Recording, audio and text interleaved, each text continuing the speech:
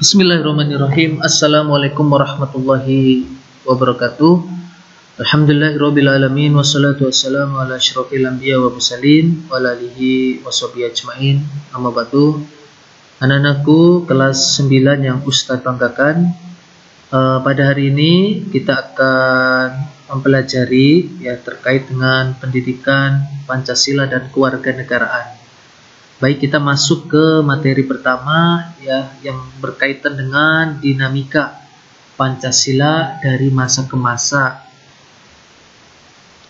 Tentu di kelas 8 kalian sudah mendapatkan terkait dengan sejarah, misal pembentukan BPUPKI, PKI, itu masih ada hubungannya nanti di kelas 9 yang lebih ke pendalamannya terkait dengan praktek lapangan untuk Pancasila itu sendiri.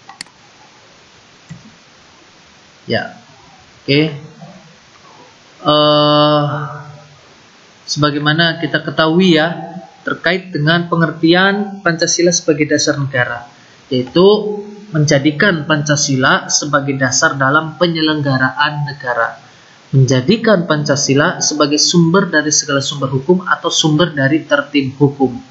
Artinya ketika kita berada di negara Indonesia, maka kita ada aturan terutama yang menjabat sebagai pejabat publik negara, misal ada presiden, DPR, bupati. Itu bagaimana Pancasila itu sebagai patokan, sebagai acuan. Misalnya kalau korupsi, berarti tidak mencerminkan Pancasila sebagai dasar negara, gitu. Jadi itulah Pancasila sebagai dasar negara. Terus Pancasila sebagai pandangan hidup bangsa, yaitu Pancasila digunakan sebagai petunjuk arah semua kegiatan atau aktivitas hidup dan kehidupan di segala bidang. Ini cita-cita, pedoman yang harus kita terapkan, kita amalkan, pandangan hidup bangsa. Kalau masih ada tawuran, itu berarti tidak mencerminkan nilai-nilai ketuhanan, nilai-nilai ketuhanan yang Maha Esa dan persatuan Indonesia, yaitu Pancasila sebagai pandangan hidup bangsa. Karena semua agama itu mencerminkan kedamaian, agama itu indah. Untuk selanjutnya Ustadz sampaikan, dinamika penerapan Pancasila dari masa ke masa. Yang pertama, pada masa awal kemerdekaan. Di sini banyak sekali orang tua atau mbah kita menyaksikan bagaimana perjuangan para pejuang, para pemimpin. Di situ ada yang namanya PKI, Partai Komunis Indonesia pada masa awal ini. Terus ada DII, itu Darul Islam, Tentara Islam Indonesia. Kalau PKI itu Muso dan Amir Sarifuddin. Ini yang usia 50 tahun ke atas, bagaimana mengetahui pokoknya jerih payah para pejuang mempertahankan kemerdekaan. Ternyata benar apa yang disampaikan Bung Karno. Ini beliau menyampaikan musuh terbesar kita adalah diri kita sendiri, bangsa kita sendiri, yang menjadi musuh yang akan menghancurkan bangsa ini. Bukan dari luar, yang berbahaya itu adalah bangsa kita sendiri, dengan budaya-budaya korupsi, dengan budaya pemberontak. Itu harus diingat. PKI itu bisa di Madiun pada tanggal 18 September 1948. Ini yang lahir tahun 48. Siapa Mbah kita mungkin, Masya Allah, yang masih ada, itu menjadi saksi hidup. Tujuannya apa PKI? Mendirikan negara Soviet Indonesia, ingin menggantikan dasar negara Pancasila dengan dasar komunis. Namun ini berhasil digagalkan oleh para pejuang kita. Ada ABRI. Terus ada juga DII, Darul Islam Indonesia. Marijan ketuanya Kartosuwiryo. Tujuannya ingin mendirikan negara Islam Indonesia. Ingin mengganti dasar negara Pancasila dengan syariat Islam. Ustadz, kan Islam bagus, namun di sini Pancasila dan agama, terutama Islam, tidak bertentangan.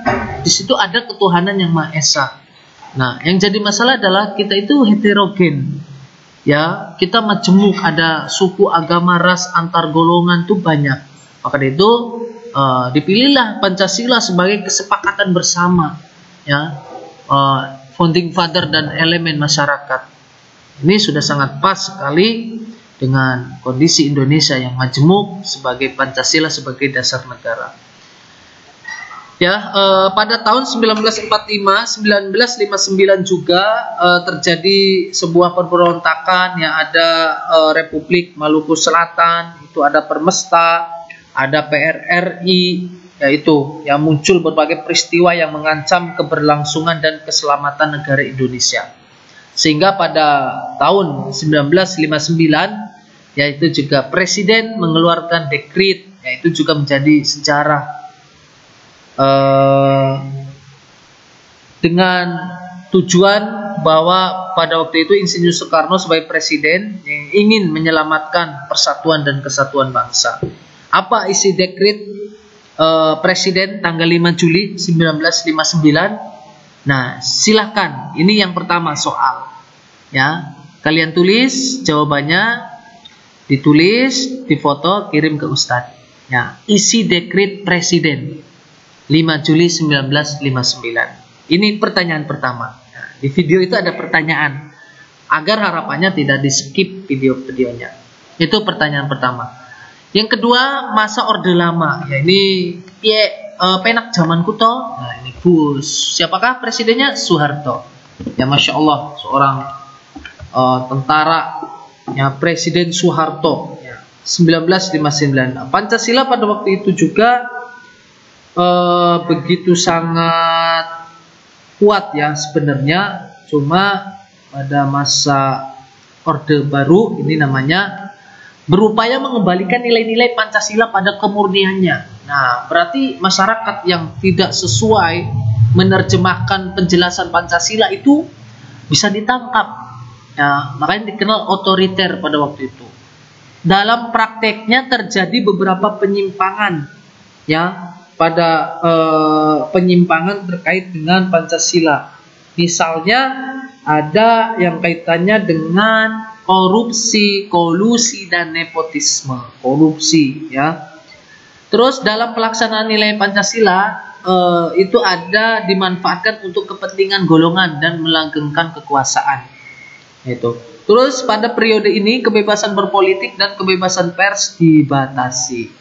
Ya, dibatasi, kita berbicara, menyampaikan pendapat, tidak seperti sekarang, ya, bebas, bahkan timbul istilah hoax dan sebagainya.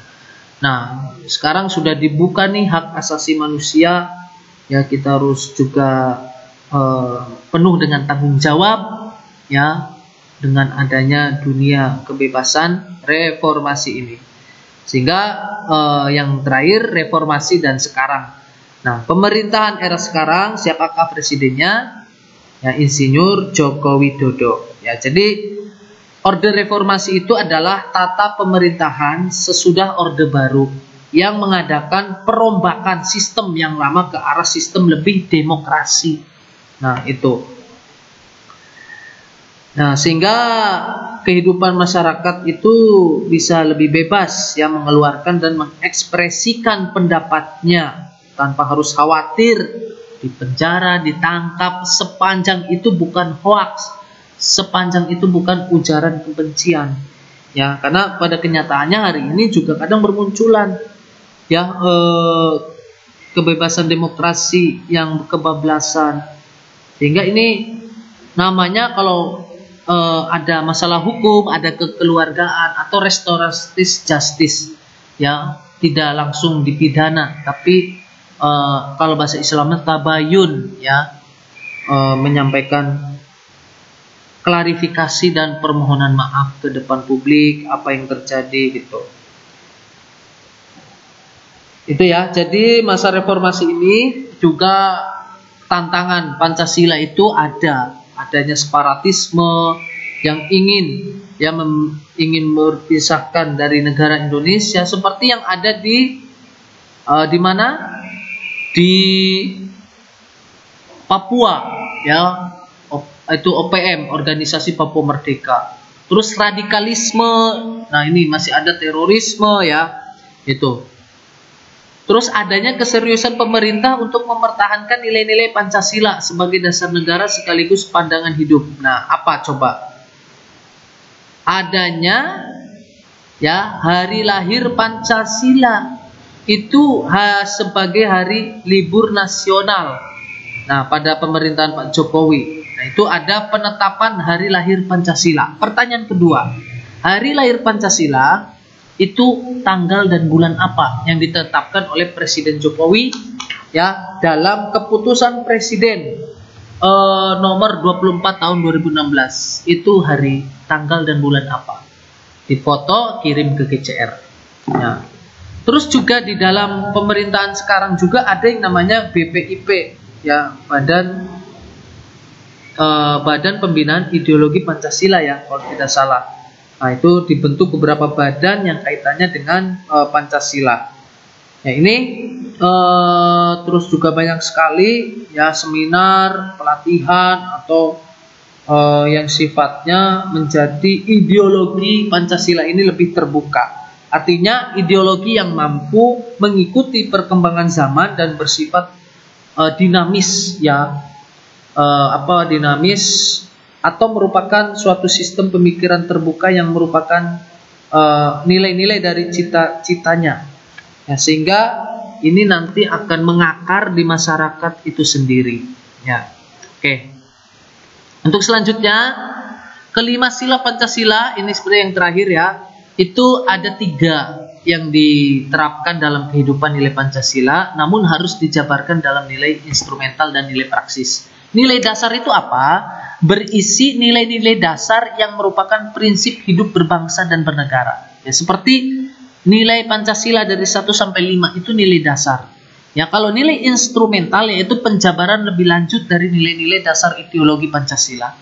Misalnya adanya undang-undang dasar. Ya, misal dalam hal prokes ya, protokol kesehatan. Nah, memakai masker, jaga jarak itu bagian dari nilai instrumental, ada undang-undangnya. Mungkin kalau tidak menerapkan ada sanksinya, ya denda atau sanksi yang sosial, nyapu jalan. Nah, itu nilai instrumental.